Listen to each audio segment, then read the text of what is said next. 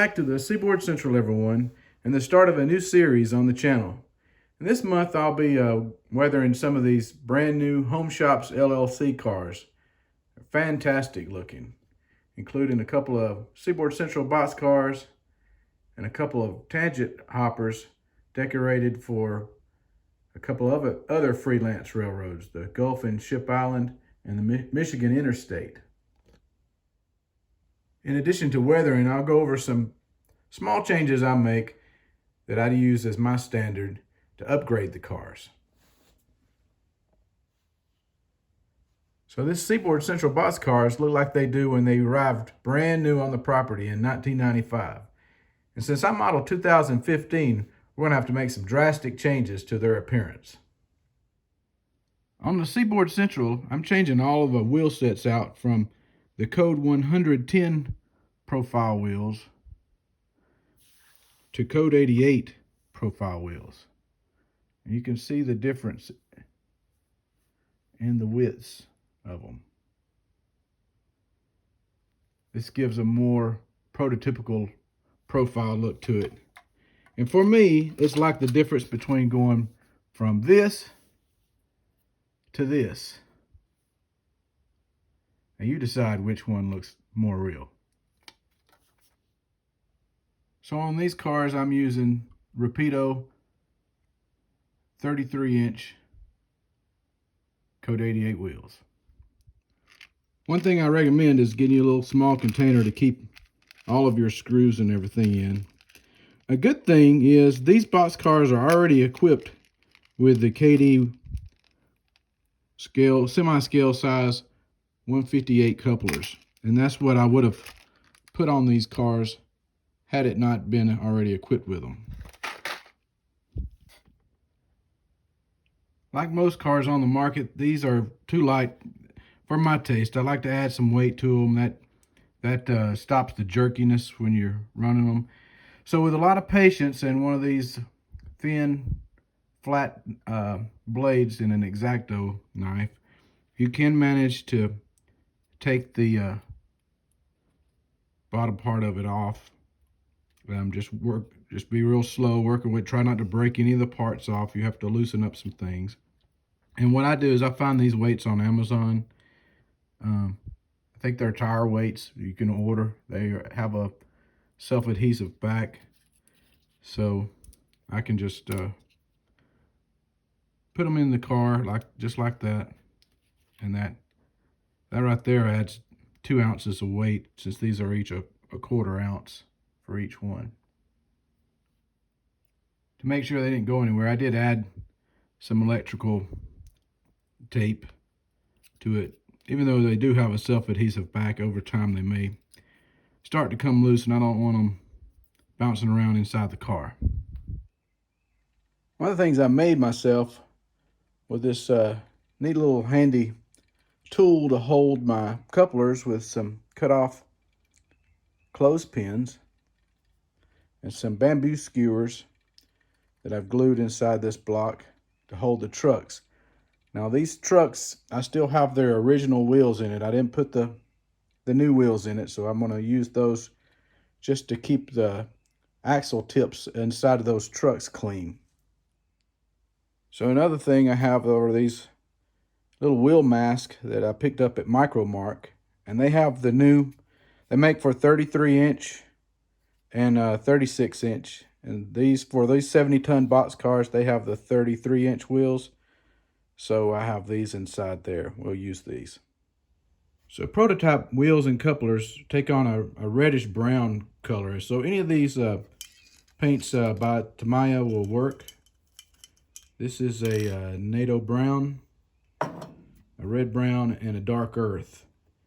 And for these, I'm going to use a redder color. So this NATO brown, we're going to try these out just on the couplers and the wheels.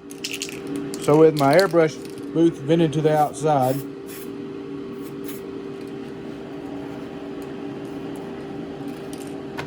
I'm going to get these couplers first.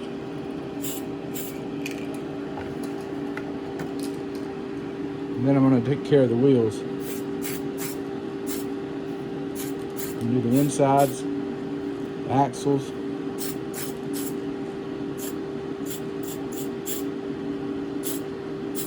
Get the underside.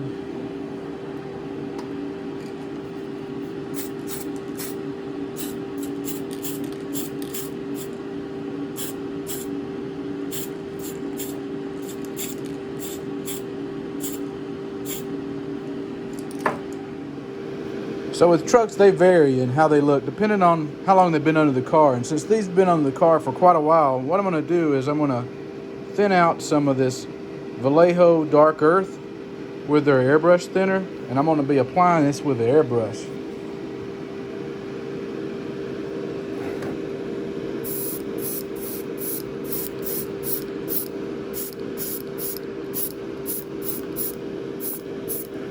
I still want some of the black to show through.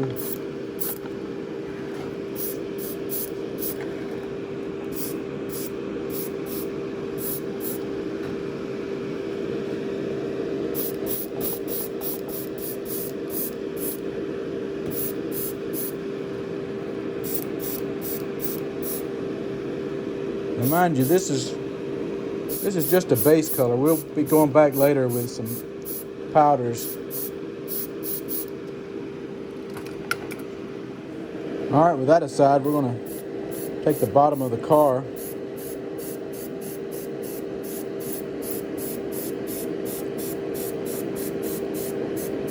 and weather it, especially around the truck area.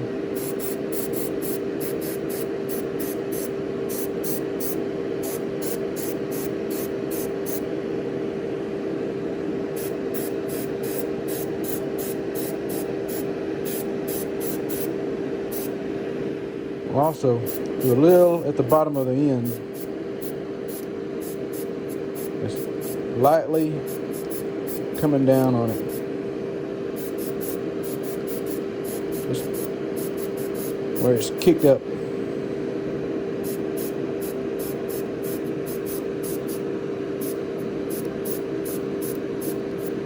I want to get the tops of those ridges.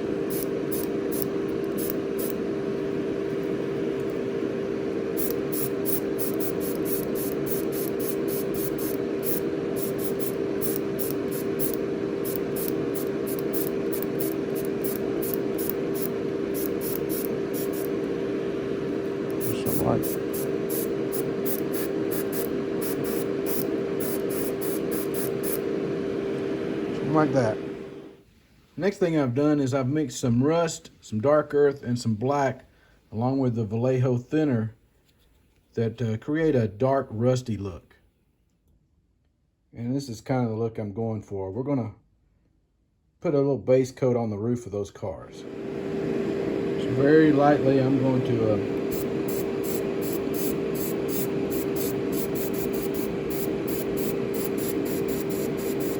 these sort of ununiform look.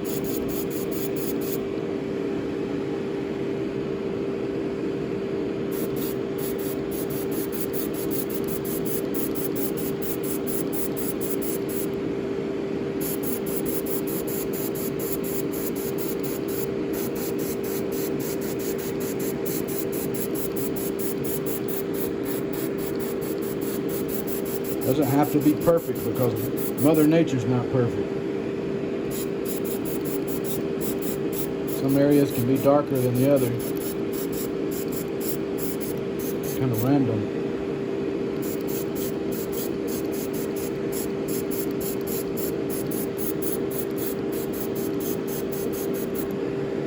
The airbrush is a good tool for applying base coats. You can come back and tweak it later. Artist oils and pastels, things like that. We're just simulating some rust effects on the roof. Pretty good.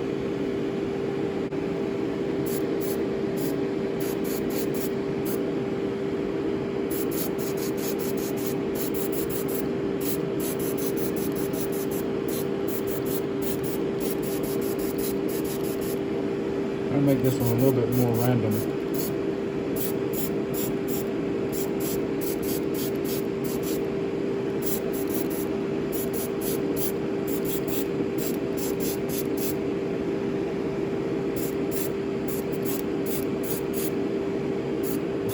splotches.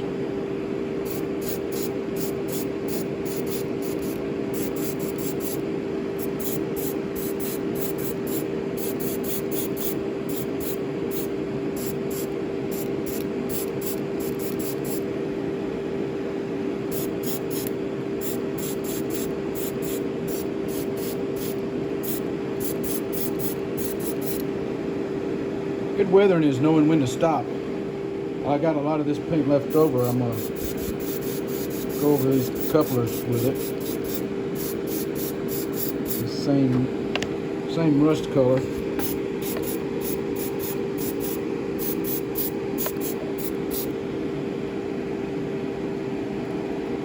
Maybe even hit the trucks a little bit. Just give it some variation.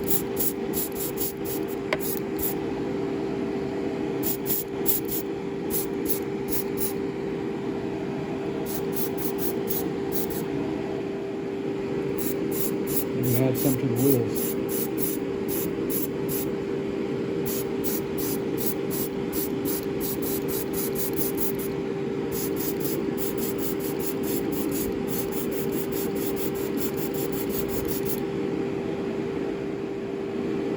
And we're going to come back in and do some more stuff to this car later, but right now I want to add some of this rust to the bottom of this white stripe and the bottom of this door. So that's going to be all we can do for this week. Tune in next week and we'll finish out these box cars and make them completely transform into a new look. So I hope you'll come back and finish watching it. Until next time, thanks for watching everybody and happy model railroading.